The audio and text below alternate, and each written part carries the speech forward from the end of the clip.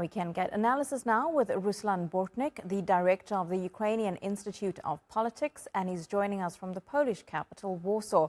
Ruslan, good to have you on the program. When we heard from President Zelenskyy earlier, he appealed for weapons and solidarity to help his country defeat Russia. Do you think his message landed as much as he hoped to world leaders?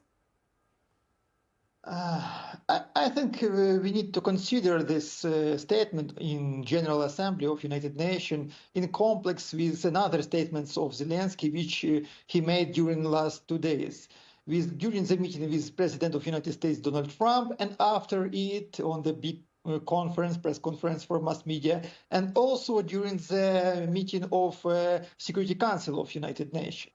And all these statements of Ukrainian president show us clear that Ukraine is still willing to keep the international coalition and to be armed as much as it's possible for nowadays, because the hopes for the fast ending of the conflict is melting down on our eyes, and it looks like that this conflict could continue for next months and even years without the clear end. So Ukraine is trying to keep the international coalition, to create the international solidarity, to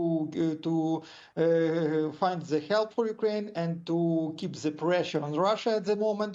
And Ukraine, of course, in political terms, are very pleased because of this very significant rhetorical turn from the President of the United States, Donald Trump. So Zelenskyy also said that Ukraine is also manufacturing its own weapons. And like you've just said, this war could continue for quite a while. It doesn't seem to be coming to an end.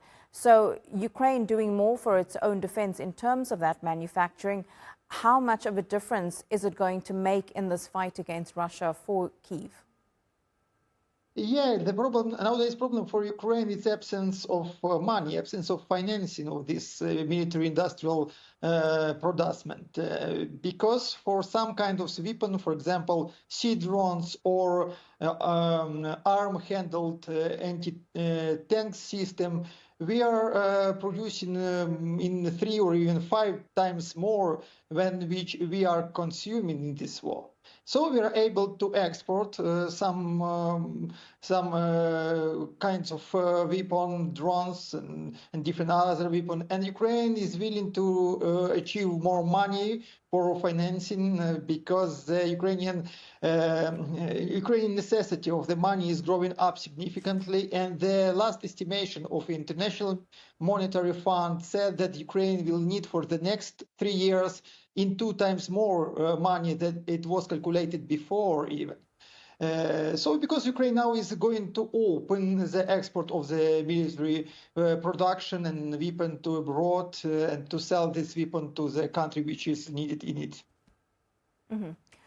Ruslan, and just finally, when it comes to peace talks or even a possibility of a ceasefire, is that still something you believe could happen, or is that process completely broken down? Let's talk about this issue honestly. And I personally don't believe that we are witnessing the significant turn of Trump's strategy towards Ukraine. Of course, Trump is very disappointed by Moscow's behavior because Moscow is trying to play a role of huge power. So because Trump made such statements which are very pleasant for Ukraine, and we're very disappointed by Russia. But at the same time, to be honest, there is no additional sanctions against Russia, and there is no additional support or aid for Ukraine. So because we are still in the gray zone of the conflict, nothing is broken, nothing is ended, and I hope the peace talks will go on and the war will go on. But there is no military solution in this conflict. In any case, we need to find some kind of geopolitical balance around Ukraine with security guarantees, which may help Ukraine to find the exit strategy from this war, and which may to balance the interests of big powers, geopolitical powers in the world. Ruslan Bortnik, live to us there from Warsaw. Great to get your take. Thank you very much for your time.